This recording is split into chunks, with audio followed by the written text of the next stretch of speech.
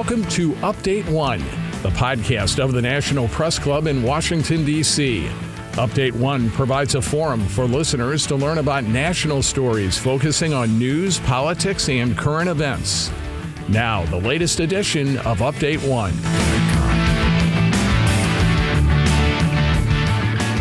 I'm Adam Konowe, and joining me today is John Donnelly. John is senior defense writer at Congressional Quarterly and Roll Call. He is also chair of the National Press Club's Freedom of the Press team here in Washington. John, thanks for joining me. Hi, Adam. So press freedom issues have been on the rise, especially domestically in recent years. Has the NPC's mission in that regard changed? Well, I don't know that the mission itself has changed, but certainly the level of intensity has increased. It is pretty much without precedent, I would say, for the President of the United States to declare the press the enemy of the American people and basically his enemy. I mean, Nixon said that mainly in private, but the president has a public campaign to discredit not just the media, but also all independent arbiters of fact, scientists, judges, et cetera. And his cue is being followed by a lot of leaders abroad, and there's a wave of authoritarianism crossing the globe. The post 9/11, the fight against terrorism was used as a justification to crack down on reporters who report things that people in power didn't like. And you're seeing kind of a continuation of that, and the flames are being fanned from the White House. Yeah, there's a lot to discuss there, but let's start with the club hosted a panel to discuss how reporters can better understand climate change data. Full disclosure, my daughter, who's a student member of the club, was in attendance at that event. What else can you tell us about that particular event? Well, we did it because Sunshine Week, which is mid-March every year, meant to coincide with James Madison's birthday. This is a week that is geared toward discussing the importance of transparency mainly in information that pertains to government operations. And we thought that it would be a good topic to look at climate change because of the importance of the issue. And it has actually gotten, I would argue, short shrift, given its importance in the press. And it's also an area that is complicated, that is multifaceted, and an area where the Trump administration has tried to basically repress some information that pertains to climate science. And so we thought it would be good to have something that was like a professional development event to give people an idea, give reporters an idea of the best tools to uncover information in this area. Yeah, looking ahead slightly to May 2nd, the club is leading a night out for Austin Tice to raise $1 million through restaurants here in D.C. as well as elsewhere in the U.S. So who is Austin Tice and why is the club spearheading this effort to raise money? Austin Tice is an award-winning freelance reporter who was kidnapped in Syria in 2012 and has not been seen since. He is believed to be in the custody of Syrian government forces, not terrorists. And we are going to make a big priority this year. It's been a priority for us for years, but we're going to make an even bigger priority this year of shining a light on his case and trying to drum up more pressure to see if we can do something about getting him home. This event, the idea is the government has offered $1 million reward for information pertaining to Tice, and we want to double that. To information that could lead to his release. We want to see if we can double that amount of money through getting people to go out to eat and getting restaurants to commit to contribute a portion of their proceeds toward the cause. And the timing of it is significant because that May 2nd is the eve of World Press Freedom Day. So we got, I think, 21 restaurants involved at this point. Yeah, in something like 5 or 6 states already, I think I saw. That sounds about right, yeah. And so domestically, before we go on to international stuff, what else is sort of top priorities for your team this year? Well, we're going to react to events, as they take place. But, clearly we are concerned about the attacks on the press, prosecutions. We haven't seen any prosecutions of reporters yet under the Trump administration, but we have seen prosecutions of leakers. And we are, a case can be made that, the government is within its rights to prevent the disclosure of classified information, but we want to monitor these cases carefully to make sure that there isn't a chill sent. And basically, transparency is another issue, making sure that we get as much access as possible to government data.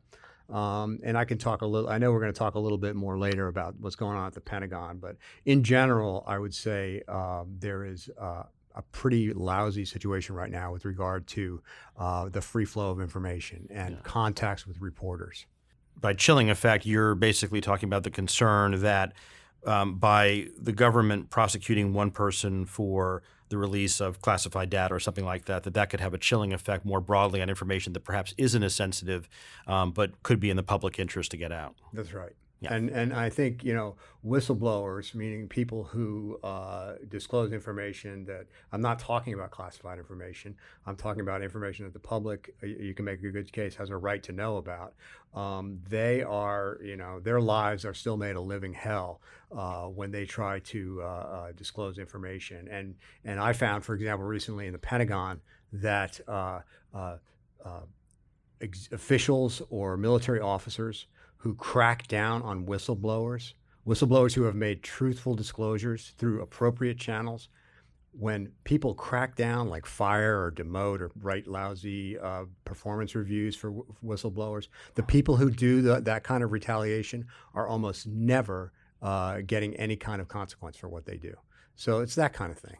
Well, I also remember a number of months ago, I talked to the editor of Defense News about how I think it was the Air Force had basically put sort of a slowdown, as it were, in terms of even the answering of basic information requests, that essentially they were now taking everything much higher up the chain than they had previously. And even that was effectively having a chilling effect on information that in a lot of cases was really quite benign. Yeah. There is a whole category of information that is known as sensitive but unclassified, right?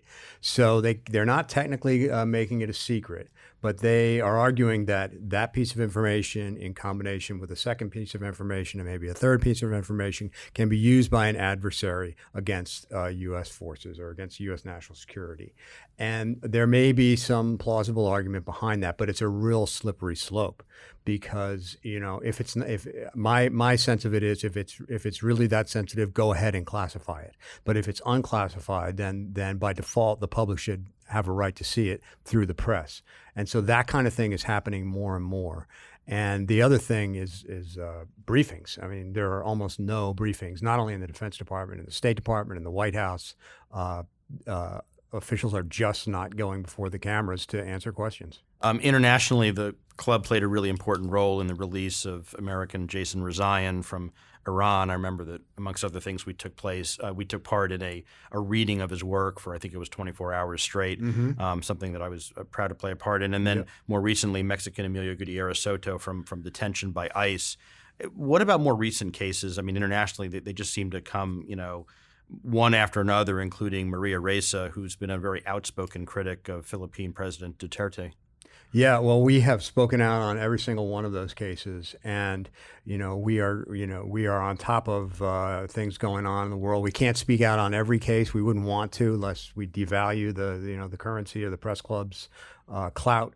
But we are definitely looking to speak out where we can, especially about cases in countries of particular concern, like Egypt, like China, like Iran, like the Philippines, and like the United States. The case of Emilio Gutierrez Soto, the good news was that we were able to get him out of ICE detention, but just this month, a judge denied his case for asylum. That's being appealed. We have a FOIA lawsuit underway to obtain some documents from ICE pertaining to that case. So that's a good news, bad news situation. We also saw I think this month it was, the release from an Egyptian jail of the photojournalist known as Shao Kahn, who was a winner of one of our Press Freedom Awards. And so he had been incarcerated for years for the quote-unquote crime of taking pictures of a protest where a lot of people got killed. But good news, bad news there too. Even though he's out, he has to go to the police station every single night and report in. So that's a bit draconian. So in the case of Maria Ressa, there she was accused of cyber libel. She is the founder of the website known as Rappler. She was she's out of jail on bail now. But that's another case. So unfortunately, they come one right after another. If I remember correctly, they actually, arrested her in her newsroom. I mean, it was really quite astonishing. Right. So a couple of years ago, the club moved its press freedom work to the nonprofit Journalism Institute. Why was that done, and how has that helped what you do? Well, part of the idea was because the Journalism Institute is a nonprofit, that they might be able to obtain some funding to help support some of the press freedom work. And their mission also includes professional development, and we thought there was a nice connection there with, for example, I mentioned the climate change panel. There's definitely a lot of overlap between, I would say, the issue of transparency and teaching reporters how to do their jobs and get access to that data. So that was kind of the idea. And another thing is they freed us up a little bit from the logistics of organizing events. So they're taking a lot of that burden off of club members, and so it's turned out to be an effective marriage. And those events, basically, presumably one of the advantages that the club has over individual news outlets trying to do a lot of this press freedom work on their own. It's sort of a force multiplier effect, I presume. Oh, absolutely. And the brand name of the National Press Club bears considerable heft, especially elsewhere in the world. In the far corners of the world, where when the National Press Club speaks out about a case in some country in Africa or Asia, it really has significant effect. And so more than we often sort of acknowledge or realize. And another thing about the National Press Club doing it instead of individual reporters and news organizations is, reporters have to stay above the fray, even in matters of press freedom. And so the organization that represents them collectively can push back against crackdowns on press freedom or restrictions on transparency, whereas an individual reporter might be chastened by his employer from speaking out about something. Yeah. And then there are other organizations, of course, that have an interest in this topic, Reporters Without Borders being one of them. So how does the National Press Club work with like-minded organizations? We work a lot with them. We have on our Press Freedom Committee, which I chair, we have representation from several of those organizations, not only Reporters Without Borders, but Committee to Protect Journalists, the James Foley Foundation, which works on getting hostages out, named after the American reporter who was killed by ISIS in 2014, the Reporters Committee for Freedom of the Press.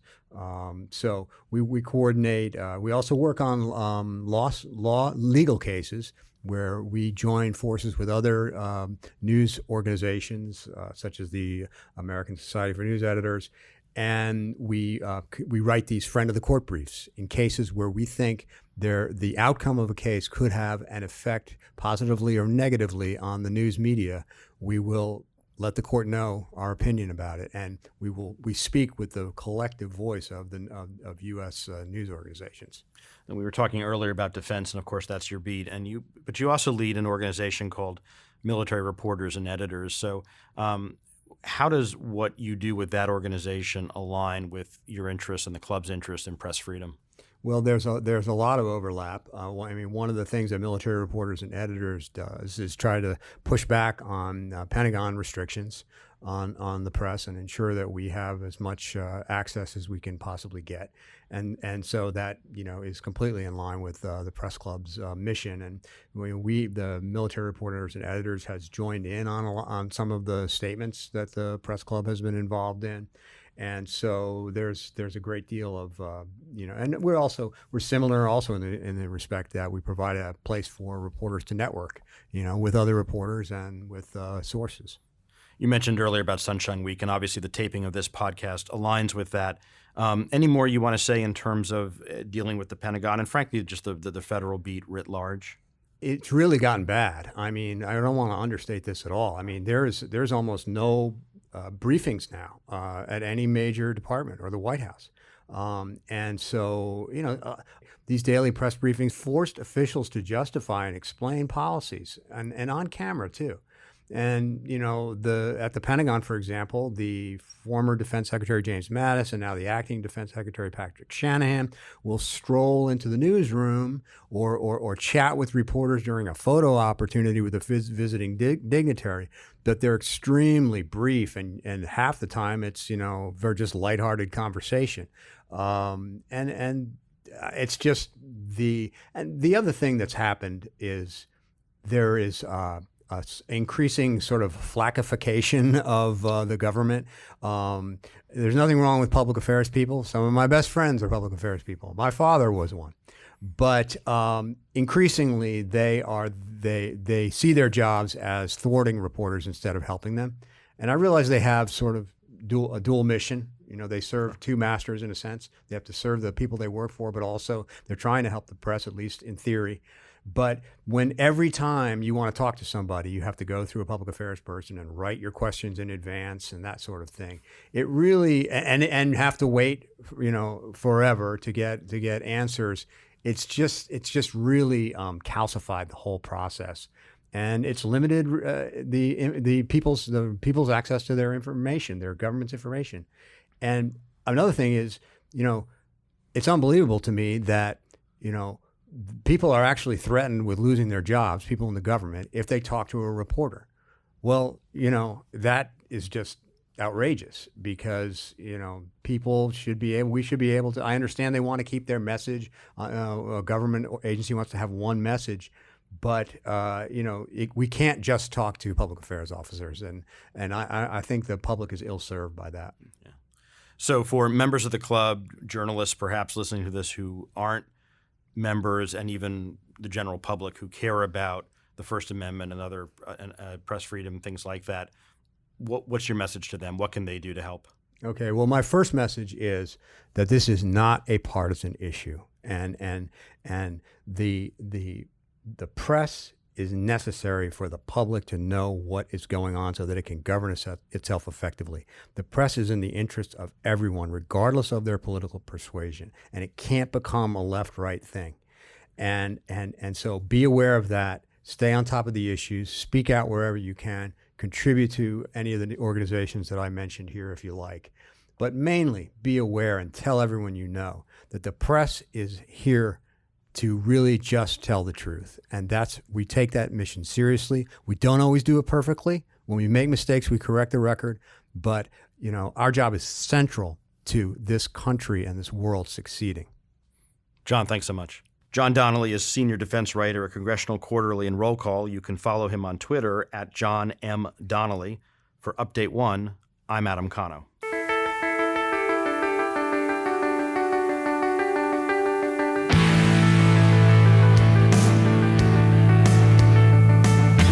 You have been listening to Update 1, a production of the National Press Club's Broadcast Committee.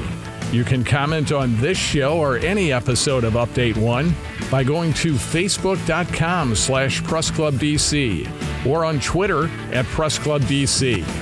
Thanks for listening to Update 1.